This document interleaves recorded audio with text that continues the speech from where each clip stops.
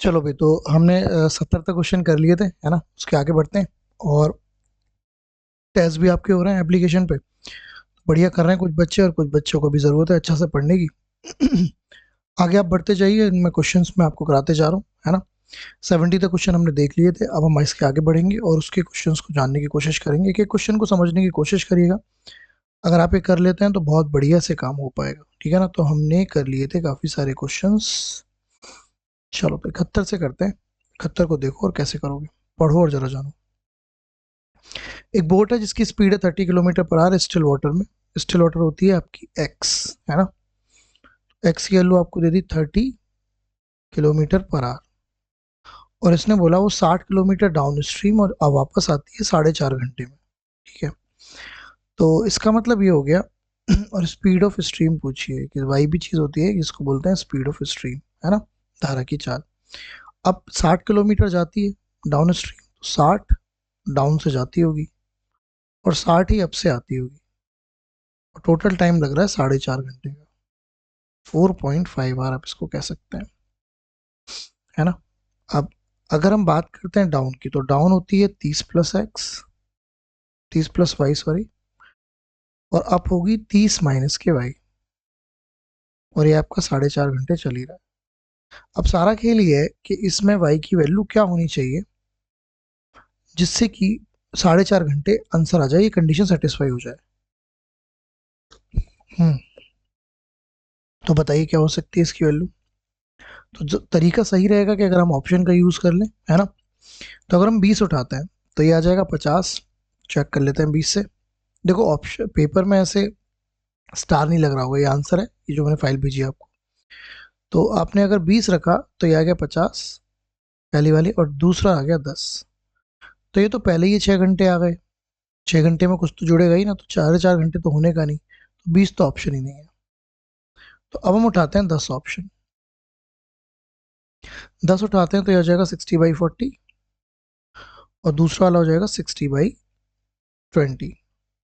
तो ये 3 घंटे आ गया, और ये आपका 1.5 घंटे आ गया। तो 1.5 घंटे और 3 घंटे कितने घंटे हो गए। तो कंडीशन क्या हो गई हमारी, सेटिस्फाई। तो इसमें सबसे अच्छा तरीका यही है कि आप क्या उठाएं, ऑप्शन का यूज़ करें, है ना। ऑप्शन का यूज़ करें और आप सीधे अपनी वैल्यूज़ को डाल सकते हैं। क्लियर। तो ये काम आप कर सकते हैं। चलें आगे। तो ये रहेगा, चलिए 72 को ट्राई करिए। 100 अंक वाले 5 विषयों में एक छात्र को औसतन 62 अंक मिले, और पहले 4 विषयों में उसके औसत अंक पांचवें विषय के अंकों से 5वें अंक से 5 कम है। 5वें विषय में उसे कितने अंक मिले, ठीक है ना। तो 5 सब्जेक्ट हैं, 100 मार्क्स ईच हैं, स्टूडेंट गेट को एवरेज मिले 62। तो भाई 5 सब्जेक्ट्स हैं, उसका एवरेज जो है 62 है, तो उसका सम आ जाएगा 62 × 5, 310, है ना, आ जाएगा।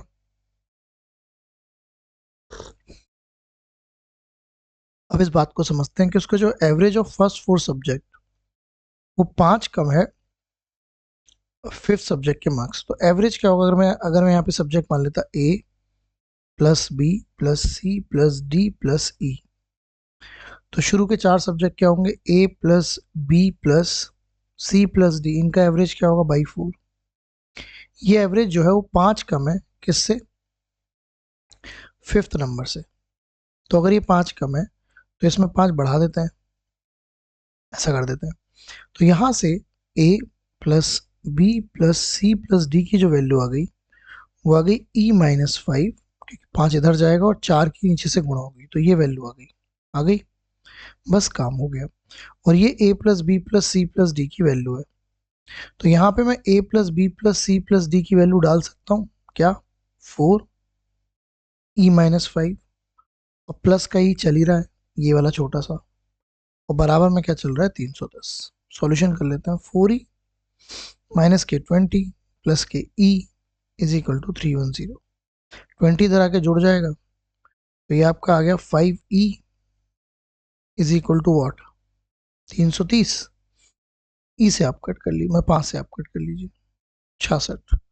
तो आपका राइट आंसर क्या आएगा, 66। तो बड़ा बढ़िया सवाल है ये, है ना, शानदार, जिसको आपको ऐसे सॉल्यूशन बनाना है। ठीक है, चले आगे, आओ आगे बढ़ते हैं। ओके, इसको ट्राई करके देखो। कैनवास के एक शंकु आकार का तंबू बनाया गया। तंबू की त्रिज्या 7 इकाई है और इसे बनने में कुल 308 वर्ग इकाई कैनवास का उपयोग हुआ है। तो घन इकाई में तंबू का आयतन क्या होगा? देखिए, सबसे पहले आपको ये समझना है कि जो टेंट होता है वो इस टाइप से होता है ना। तो कैनवास जो लगता है ना, कैनवास कैनवास हमेशा इस जगह पर लगता है, इसको हम कर्व सरफेस एरिया बोलते हैं। तो ये आपको सी ए से दे दिया, इसने कपड़ा लगता है ना 308। सी ए से होता है पाई आर एल, क्योंकि इसमें ये होती है आर, ये होती है एच और ये होती है एल। तो यहाँ पर अगर मैं वैल्यू रख लूँ 22/7, आर की वैल्यू मुझे दे रखी है कितनी, 7, और एल निकल आएगी मेरी। तो 11 से 2 बार, 11 से 2, 11 से 8, तो एल की वैल्यू आ गई मेरे पास 14। तो एल 14 आ गया, ये 7 है ना। तो यहाँ से एच आ जाएगा, पाइथागोरस का यूज कर लेंगे। H square plus R square is equal to L square रहेगा। एच की वैल्यू तो तुम्हें निकालनी है, आर की वैल्यू हो गई आपकी 49, या 49 मत करो, केवल स्क्वायर ही कर लो, माइनस कर देंगे ना। तो 7 का स्क्वायर और ये आ गया 14 का स्क्वायर। एच की वैल्यू आ गई अंडर रूट 14 का स्क्वायर माइनस 7 का स्क्वायर। एक बार जोड़ देते हैं, 14 और 7 21 होते हैं, और एक बार घटा देते हैं 7, 7 कॉमन है, तो एच की वैल्यू आ गई 7√3 आ गई। 7 कॉमन हो जाएगा ना, और किस में से निकल जाएगा, तो इस तरीके से। अब पूछ रहा है आपसे इसका वॉल्यूम बताइए। वॉल्यूम जो होता है कौन का, वो होता है 1/3 पाई आर स्क्वायर एच, है ना। 1/3, ठीक है। पाई की वैल्यू आप जानते हैं 22/7 होती है। आर स्क्वायर मतलब 7 दो बार आएगा, और एच आपने भी निकाला 7√3। तो 7 से 7 खत्म, बस, और तो कुछ खत्म होगा नहीं। 22 × 49 और √3/3, है ना, ऐसा कुछ आंसर होगा।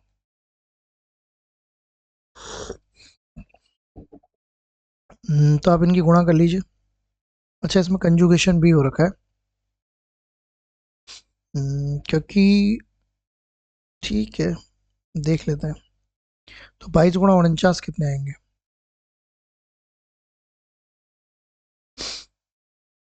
98, 98, 1078। 1078 √3/3। तो ऐसा तो कोई आंसर नहीं है, तो आप इसमें √3 के ऊपर नीचे गुणा कर लीजिए। तो 3 से कट जाएगा, तो आंसर आ जाएगा 1078/√3। तो ये आपका राइट आंसर आ जाएगा। तो सही क्वेश्चन है ना। कैलकुलेशन करनी है आपको, कैलकुलेशन समझनी है कैसे करना है, तब काम बन पाएगा। तो कोन के कैनवास के केस में ये काम करना है, ठीक है। हम्म चलिए अगला क्वेश्चन देखते हैं। रत्नेश ने एक पेंसिल बॉक्स का मूल्य 80 रुपये अंकित करा। यदि 10% की छूट देने के बाद रत्नेश को 20% का लाभ होता है, पेंसिल बॉक्स का खरीद मूल्य क्या है? देखिए, क्वेश्चन आप कर चुके हैं, कई बार कर चुके हैं, तो मुझे लगता है अभी आप ही कर लेंगे। एमपी आपको 80 दे रखा है, आपको डिस्काउंट दे रखा है 10%, और आपको प्रॉफिट दे रखा है, ठीक है। कर लीजिएगा, हो जाएगा आंसर, इसमें कोई दिक्कत नहीं है, आप कर चुके हैं लास्ट वीडियोस में। एक व्यक्ति ने दो वस्तु 5,000 रुपए की प्रति वस्तु की दर से बेचता है।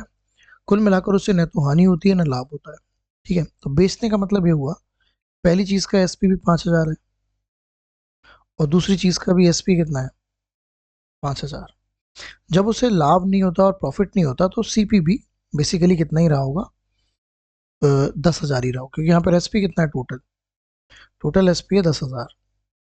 तो जो टोटल सीपी भी रहा होगा ना, वो भी 10,000 ही रहा होगा, क्योंकि इसको नो प्रॉफिट नो लॉस हो रहा है ना। अब इसने बोला पहली वस्तु मैंने 16 सही 2/3 की हानि पर बेची।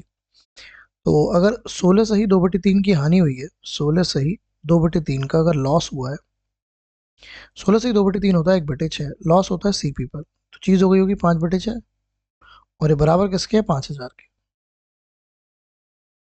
तो यहाँ पे जो सीपी आ गया होगा वो 6,000 रुपये आ गया होगा।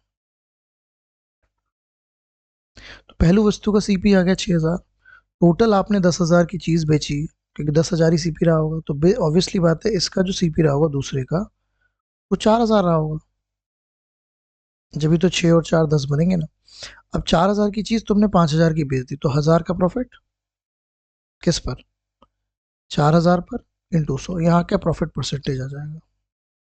तो यहाँ पर आपको कितने परसेंट का प्रॉफिट कमाया दूसरी चीज में आपने? 25%।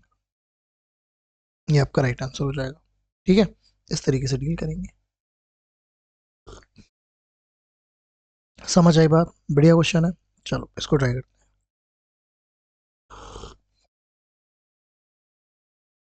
एक म्यूजिक प्लेयर 4,510 नगद में बेचता है और 1,200 कैश पे बेचता है। 1,200 कैश डाउन पेमेंट है और बैलेंस को 3 इंस्टॉलमेंट में बनाता है। पहली बात तो 4,510 की वो चीज़ थी, 1,200 आपने तुरंत पे कर दिए, 0,133। तो बेसिकली इतना आपको पैसा पे करना है ना। ओके, इसको पी मान लेते हैं। रेट है आपका 10% और आपको 3 इंस्टॉलमेंट इसकी देनी है। तो अब क्या करें और क्या ना करें? सबसे पहले 10% का मतलब 1/10 होता है। तो आपका तरीका ये होगा कि आप 10 से 11 जाएंगे, फिर 10 के स्क्वायर 100 से आप 121 जाएंगे, और फिर 10 का क्यूब 1000 से आप 1331 जाएंगे। ओके, अब आपका कंसर्न ये रहेगा कि आपकी ये जो किश्त आ रही है 1331 सारी 1331 होनी चाहिए। तो इसमें आपको 11 की मल्टीप्लाई करनी पड़ेगी, 11 की इधर भी करनी पड़ेगी। इसमें आपको 121 की गुणा करनी पड़ेगी, 121 की गुणा यहाँ भी करनी पड़ेगी। राइट, अब ये वाली जो वैल्यू हो गई है, ये हो गई 1210, ये हो गई है 1100 और ये हो गई 1000। तो आप इनको जोड़ सकते हैं, 1210, 1100 और 1000। तो ये आपकी आ गई 3310। तो ये पैसा आ गया, और ये तो सभी कितनी हो चुकी हैं? 1331, 1331 और ये तो थी। तो आपकी जो किश्त है वो 1331 की है। ये इंस्टॉलमेंट है एक, क्योंकि सारी एक जैसी होती है ना। अब आपके हिसाब से असलियत में भी इसकी वैल्यू यही है। तो बेसिकली 1 यूनिट की वैल्यू 1 यूनिट हो गई, तो ये भी क्या हो गई? रियल हो गई। तो इंस्टॉलमेंट आ गई 1331। ठीक है, कर लेंगे। तो ये कॉन्सेप्ट आपको समझना है, एक बार क्लैरिटी मिल जाए तो काम बन जाएगा। ठीक है ना। लास्ट में भी अगर आप पिछले वीडियोस भी देखेंगे तो क्लैरिटी बन जाएगी। ठीक है, चलो इसको पढ़ो कैसे करेंगे।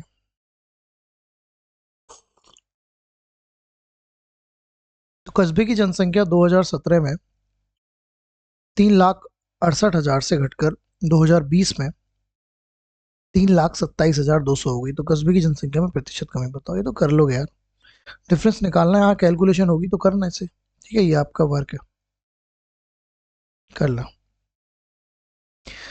ए बी सी डी और ई भिन्न अभाज्य संख्याएं हैं और इन 5 संख्याओं का योग विषम है। तो A B C D, A plus B plus C plus D क्या होगा? देखो नंबर दे रखे हैं ए बी सी डी और ई। ये डिस्टिंक्ट क्या है? प्राइम नंबर से। लेकिन मजेदार बात है कि इनका जो सम है वो क्या आता है? ऑड आता है ना। तो जब भी ऐसी बात होती है कि प्राइम नंबर से उनका सम ऑड होना चाहिए, तो आप प्राइम नंबर खुद से फाइंड आउट करेंगे, मतलब लिखेंगे। खुद से कैसे फ्रेंड लिखते हैं आप स्टार्ट करेंगे प्राइम नंबर 2 से। 2 से स्टार्ट होता है प्राइम नंबर 2, 2 के बाद 3 होता है, 3 के बाद अगर हम बात करें तो 5 होता है, फिर 7 होता है, फिर 11 होता है। तो अब इनको जोड़ के देखो, क्या ये ऑड आ रहा है?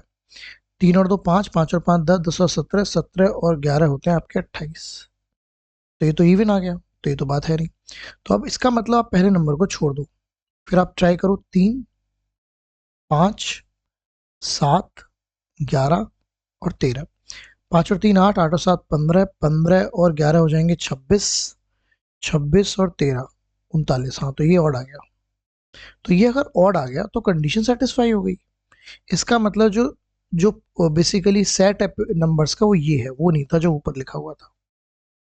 अब इसमें पूछ रहा है A plus B plus C plus D. तो 3 5 7 और 11 का सम पूछ रहा है। तो ये आपने भी निकाला था, 26 आ गया। और 26 कैसा नंबर है?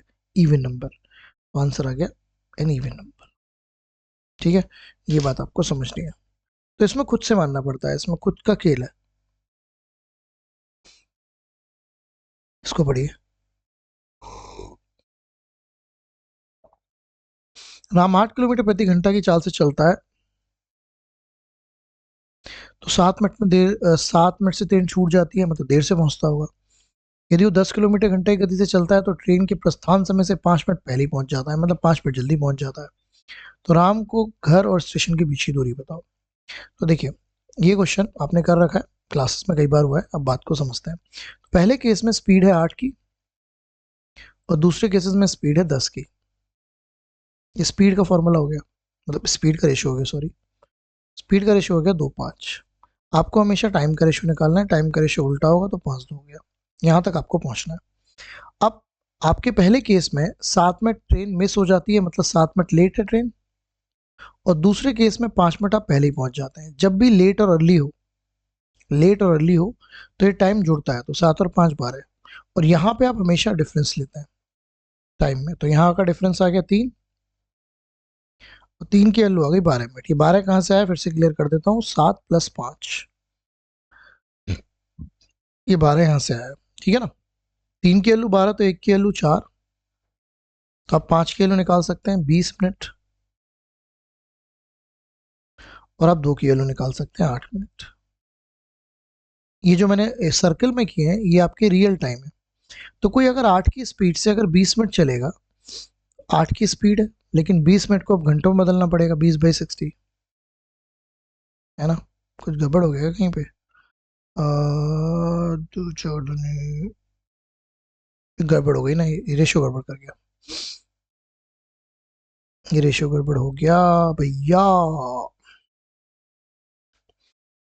रेशियो गड़बड़ हो गया। ये हो गया 4 5, और ये हो जाएगा 5 6, सॉरी 5 4, और यहाँ से जो डिफरेंस आएगा वो 1 आएगा। तो 1 की वैल्यू आपको कितनी दे रखी है, 12, तो 5 की वैल्यू हो जाएगी 60, ठीक है, और इसकी वैल्यू हो जाएगी आपकी 48।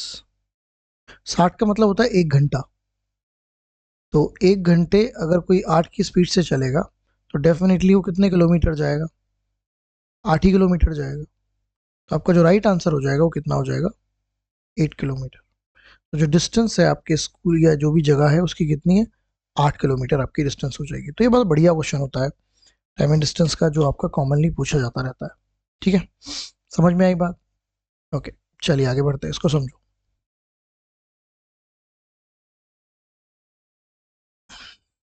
बताओ क्या करें।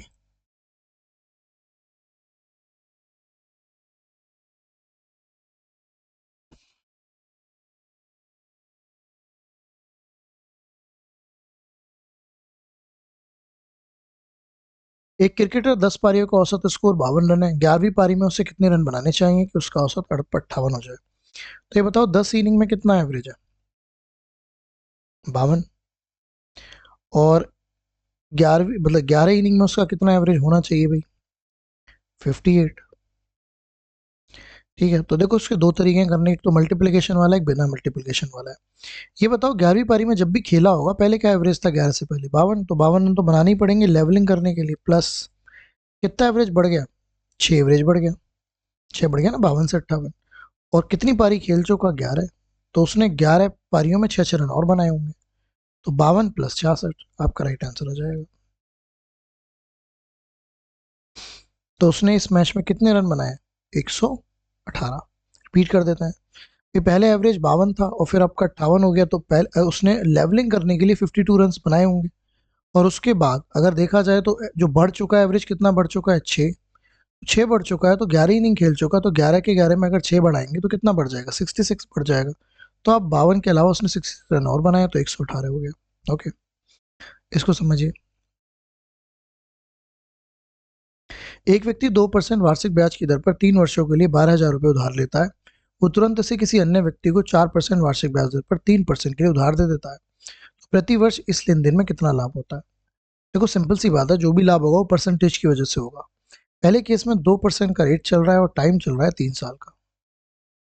दूसरे केस में 4% का रेट चल रहा है, टाइम चल रहा है 3 साल का। पहले केस में टोटल परसेंटेज हो गया 6%, और दूसरे केस में टोटल परसेंटेज हो गया 12%। यहाँ जो डिफरेंस है वो है 6% का। बस यही लाभ है, यही क्या है, प्रॉफिट, यही आपका प्रॉफिट है। बस तो 12,000 का आप 6% निकाल दीजिए, क्योंकि टोटल पैसा तो 12,000 ही था ना।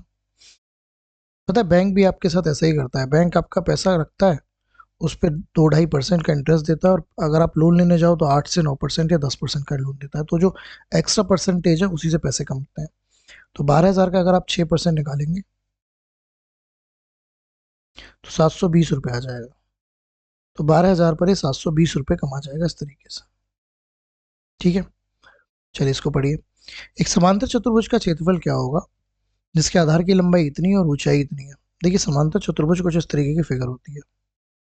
ठीक है, इसका अगर हम बात करते हैं, इसको बोलते हैं बेस, और ध्यान रखना इसकी ये हाइट होती है। तो इसका जो एरिया होता है ना, इसका जो एरिया वो होता है base into height. Base into height, याद रखने वाली बात है। और मुझे बताइए इसका बेस इसने दे रखा है 4 और हाइट दे रखी है 5, तो क्या आंसर आ जाएगा 20। माही आसान क्वेश्चन हो गया है। ठीक है, तो बस फॉर्मूला पता होना चाहिए। ओके, इसको पढ़ते हैं। सुशीला की आय अभिषेक की आय से 22% कम है, तो अभिषेक की आय सुशीला की आय से कितने प्रतिशत अधिक है? सुशीला की आय अभिषेक की आय से 22% कम है, तो 22% की अगर हम बात करें तो 22% को आप लिख सकते हैं 22/100, जिसको आप लिख सकते हैं 11/50। अभी बताइए सुशीला की आय किससे कम है? अभिषेक से, तो अभिषेक की वैल्यू नीचे होगी। तो अभिषेक अगर 50 हुआ तो सुशीला हो जाएगी 39 की। अब पूछ क्या रहा है? पूछ रहा है अभिषेक की आय सुशीला की आय से कितनी अधिक है। अब तुलना होगी सुशीला की आय से, तो नीचे तुलना सुशीला आ जाएगी, ऊपर 11 आ जाएगा इंटू 100। तो 1100 को आपको 39 से भाग करना है। 39 को मन में 40 मान लेते हैं, 2 ही बार जा सकता है, 78। ये 2 आ गया, यहाँ पे 10 मैंने 7 3 आ गया, 0 आ गया, तो ये 7 बार जाएगा। 27.27, 8 बार चला जाएगा क्या? 8 बार चला जाएगा, हाँ 8 बार चला जाएगा, क्योंकि 40 से तो 8 बार चला जाता, तो 8 बार चला जाएगा। 8 9 72, 7 8 3 24, और 7 कितने होते हैं? 31 कल आ गया, तो 28.20 आपका इस क्वेश्चन का क्या हो जाएगा? राइट आंसर हो जाएगा। ठीक है, तो इसमें कैलकुलेशन है जो आपको समझनी है। ओके, 2000 पर एक वर्ष के लिए 8% प्रतिवर्ष की दर से वार्षिक और अर्धवार्षिक रूप से संयोजित चक्रवृद्धि ब्याज के बीच का अंतर, पैसे कितने हैं बताइए? 2000, टाइम कितना है? 1 साल, और रेट कितना है? 8%। तो साल भर में तो कोई अंतर नहीं पड़ेगा, लेकिन हाफ ईयरली में अंतर पड़ जाएगा। तो हाफ ईयरली करते ही प्रिंसिपल वही रहेगा, लेकिन टाइम हो जाएगा आपका 2 स्लॉट्स, और रेट हो जाएगा आधा। प्रिंसिपल वही है। तो बेसिकली अब क्वेश्चन ये बन गया कि 2000 रुपये पर 2 साल का 4% से आपको क्या निकालना है? डिफरेंस निकालना है 2 साल का। क्या आपको 2 साल के डिफरेंस का फॉर्मूला आता है? 2 साल के अंतर का फॉर्मूला क्या होता है? प्रिंसिपल R/100 का होल स्क्वायर। प्रिंसिपल है 2000, रेट आपने 4% निकाला, और 2 साल की तो बात हो ही रही थी। 4 से आप इसे कट कर सकते हैं 25, 2000 ऊपर आ गया और 25 आएगा 2 बार नीचे। अच्छा, ऊपर 2000 को मैं 20 × 100 लिख सकता हूँ। 25 से 4 बार कट हो जाएगा, 5 से 4, 5 से 5, 16/5, और 16/5 का मतलब हुआ 3.2।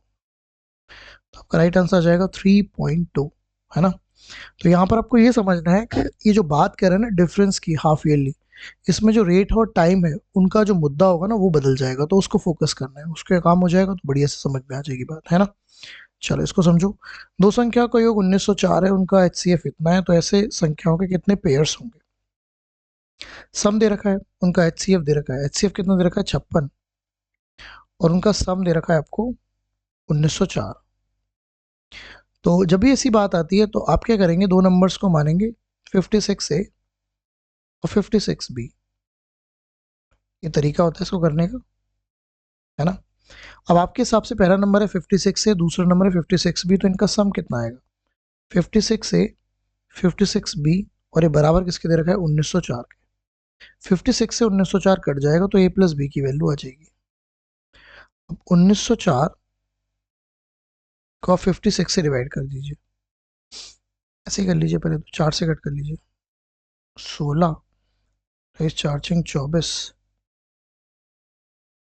अब 7 से कर लीजिए, 7 42, 7 8 56, 7 दूनी 14।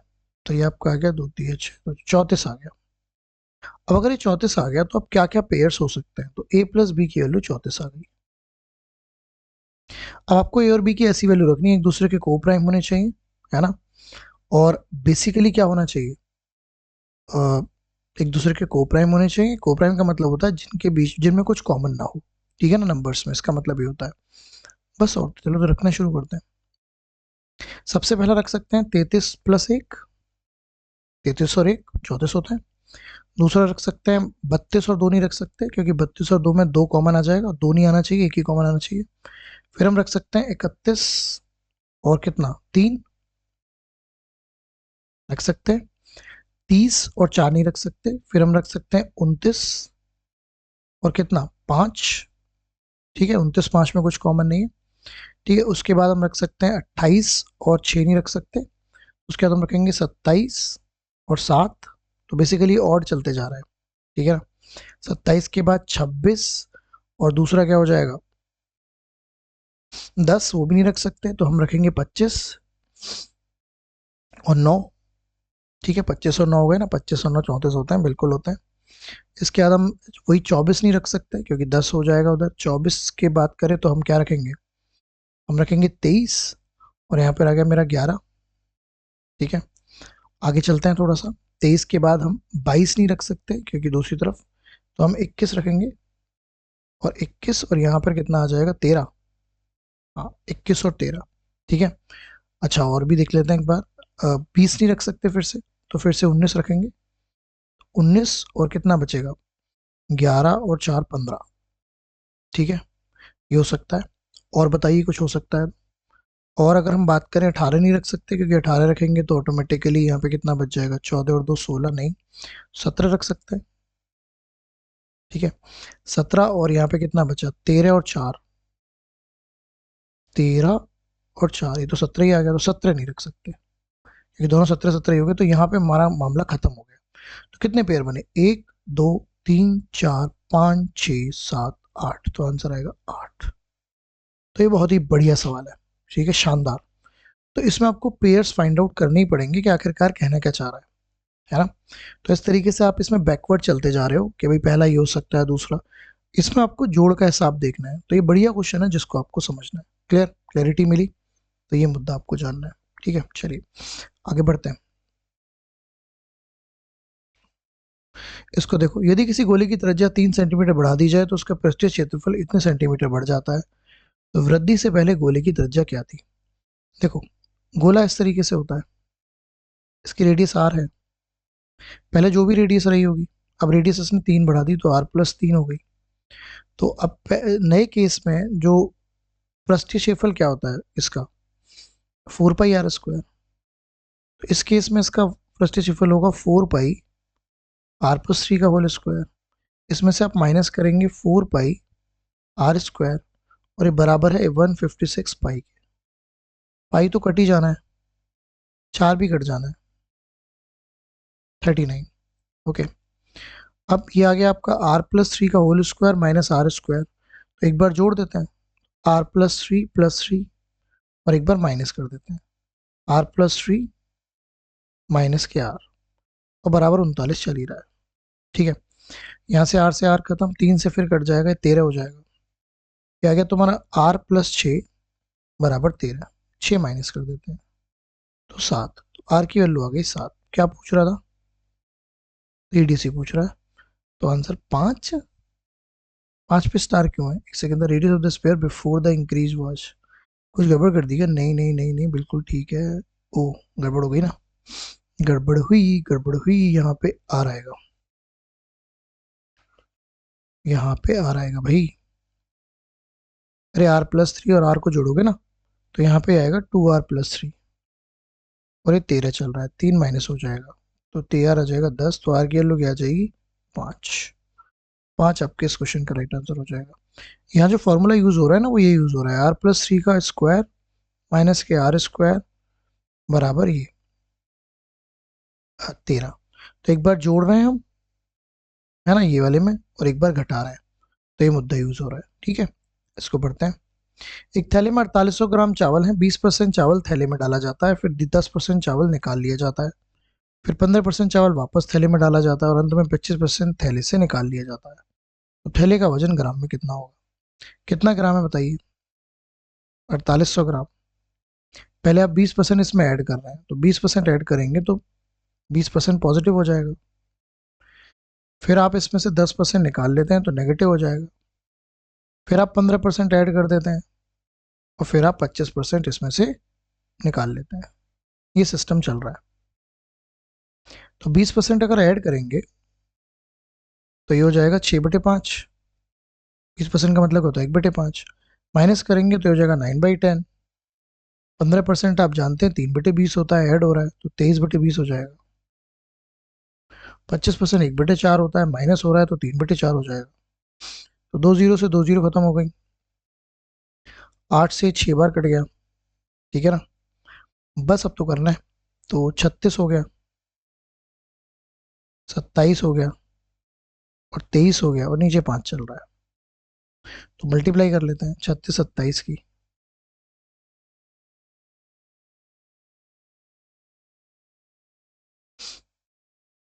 972, 972 में 23 की मल्टीप्लाई कर लेते हैं।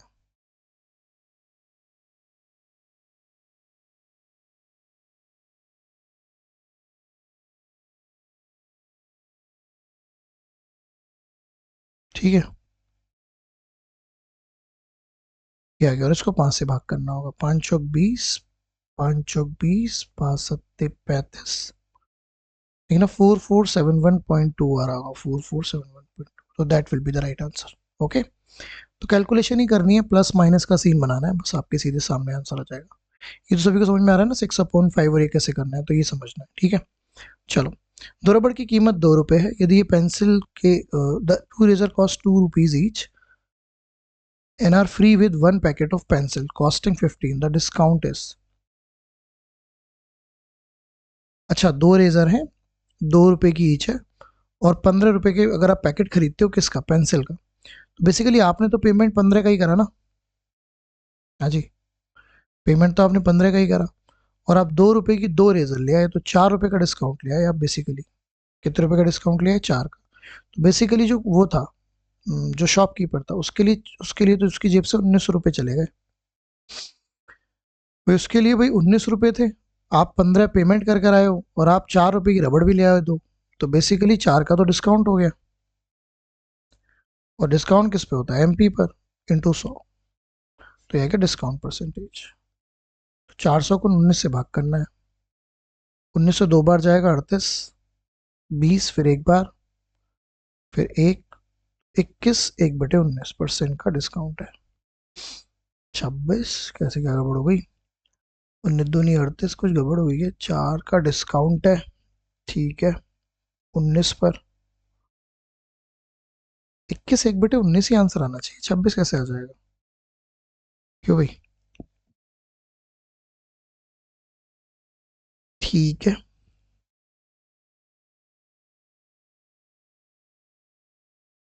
हाँ 2 रबड़ है।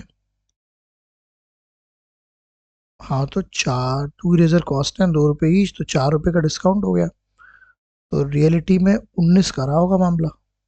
हाँ ठीक है, ये सही है, इसका आंसर ठीक करना होगा भाई। ये आंसर नहीं है इसका, इसका आंसर ये है, ठीक है। ओके, इसकी बात करते हैं। रंजन ने 12 किलोमीटर की औसत गति से 108 किलोमीटर की दूरी तय करी। उसने कुल दूरी का 1/6वां भाग 2 घंटे में तय किया, जबकि कुल दूरी का 1/4वां भाग 9 किलोमीटर प्रति घंटे की गति से तय किया। उसने शेष दूरी कितने समय में तय की है। तो ये बताओ, 108 किलोमीटर की दूरी है,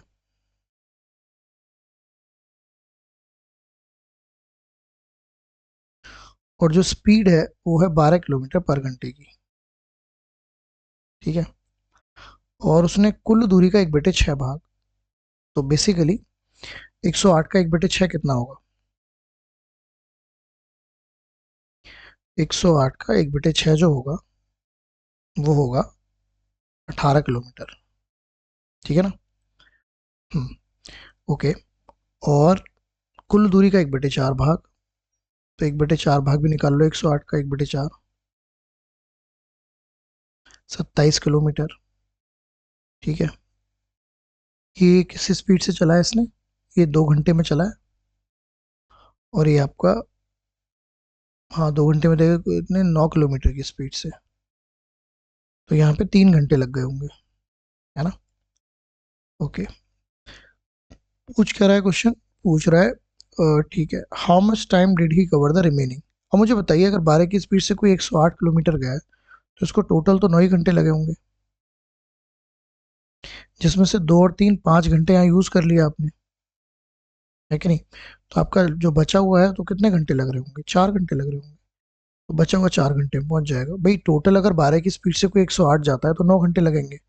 अब इसने शुरू का 1/6, 108 का 1/6 18 किलोमीटर 2 घंटे में तय किया है, और बाकी 1/4 कितना 27 किलोमीटर 9 की स्पीड से कोई जाएगा तो 27/9, 3 घंटे यहाँ पे लेगा, तो 5 घंटे यूज हो गए। कितने घंटे बचे, 4 घंटे। तो 4 घंटे आपका इसका राइट आंसर हो जाएगा, ठीक है ना। इसको पढ़ो। श्री शर्मा अपने 5 लाख की, mister Sharma deposit the retirement benefit of 5 lakh partly in post office and partly in bank. 12% या 10% का रेट चल रहा है। अगर मंथली इंटरेस्ट 4500 आता है, ठीक है ना, तो then the difference between the deposit in the post office and the bank is, ठीक है ना। ओके, अब बात को समझते हैं। तो सबसे पहले आपको ये समझना है कि टोटल रुपए थे 5 लाख, ठीक है ना। मैं इसको थोड़ा सा छोटा कर देता हूँ।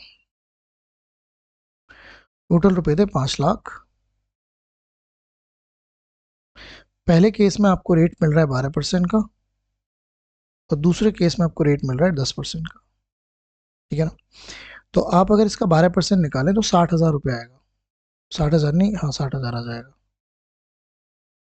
और इसका 10% निकालें तो ये आपका आ जाएगा 50,000 आ गया। अभी जो 4500 है ये मंथली है, मंथली इंटरेस्ट है ना। तो आप इसको भी क्योंकि ये ईयरली चल रहा था तो इसको भी ईयरली बनाइए। अगर एक महीने में आपको 4500 रुपये मंथली मिलता है इंटरेस्ट, तो आपको 12 महीने में कितना मिलेगा। तो आप 12 की गुणा 4500 में कर लीजिए।